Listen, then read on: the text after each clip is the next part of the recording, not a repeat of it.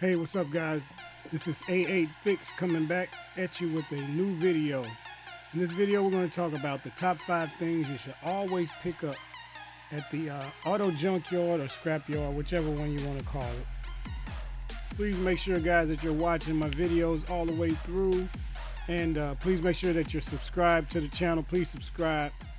Leave any comments you have in this comment section, and hope to see you as a subscriber, be a part of the A8 Fix family. So let's get into this video. First thing that I recommend of the top 5 that you pick up when you're at the junkyard is bolts and screws. When you're working on a vehicle, you always seem to lose bolts and screws.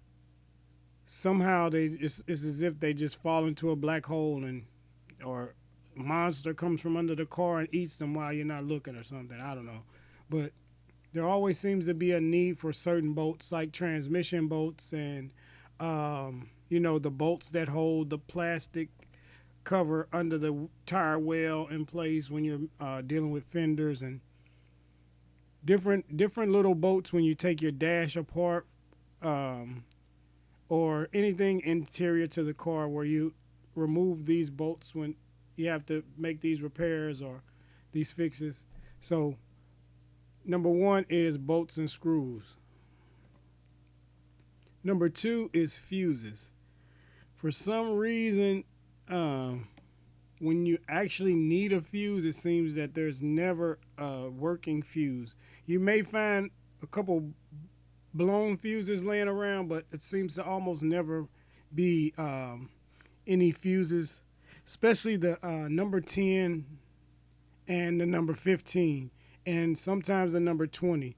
Those seem to be the most frequently used, yet the least available ones for some reason. And maybe because they blow a lot, and when you're having problems like trying to figure out why your cigarette lighter or your auxiliary is constantly popping, and then you think you fix it and you use another one and it pops again. There's a countless times that you may run into problems where you need fuses. So when you're at the junkyards, guys, when you're at the scrapyard, always pick up a few fuses. You're under the hood anyway.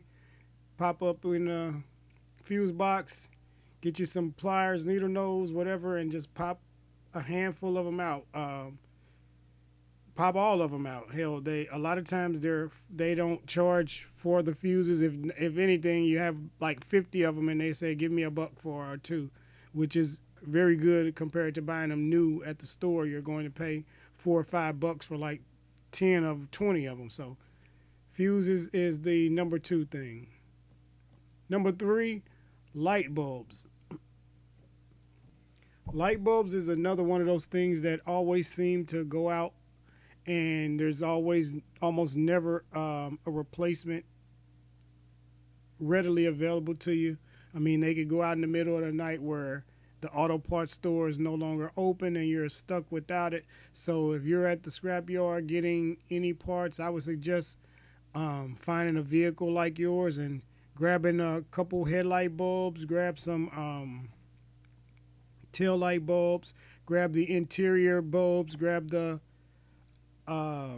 license plate bulbs, grab all the bulbs that you could think of off a couple cars. And these things are like minimal when it comes to pricing. You may pay for a whole car worth of bulbs, you may pay a couple dollars to $5 to have all of these, and you just put them in a bag and put them in the basement or in the trunk of the car, in your storage area, whatever, and you always have them on hand. So if one of them goes out, or if you get rid of the car, you just sell them with the car. That the next owners will be appreciative of something like that. So that's the next thing, guys. And the next one is plastic clips. So for our number 4 spot is plastic clips. These things break so easily and they get damaged so easily, and you're always needing them. And they're pretty expensive if you go to your local auto parts store and try to buy these. And you can't buy like a couple of them. Most times you have to buy a bag of them, and it's more than you need, and you'll probably never use them. But if you're at the junkyard or the scrap yard, you can grab a few of these off of the panels that you frequently work on. And most of the times these clips are universal. For the most part, you'll find them all over the car. Wherever there's plastic parts connected to metal, you'll find pretty much the same clips. So on your car, you'll find a bunch of them in those places, like under the hood and under the tire well. And another thing to do, guys, is to pop off a door panel or two and remove the clips and grab the clips that are on the door panels too, because a lot of times when you have to get behind the doors on the cars for window repairs or door lock repairs or actuators or anything like that, a lot of times those clips get broken or worn down to where they don't hold the panel in place well, and then you're opening your car door, you're pulling on the handle of the door, and then the inside door panel, the bottom part comes with it, and it makes it hard to open and close your door. So make sure you guys are picking up these plastic clips whenever possible when you're at the scrap yard. And last but not least, number 5 of top 5 things to pick up when you're at the scrap yard is relays. Relays are always something that, if it's not a fuse, a lot of times if you're having issues, a lot of issues are relay related. And it may be scarce to have a fuse around, but it's even more scarce to find a relay. So I would suggest when you're at the scrap yard, you're under the hood, getting the fuses, grab all the relays, get you 5 or 10 relays, because sometimes relays don't work.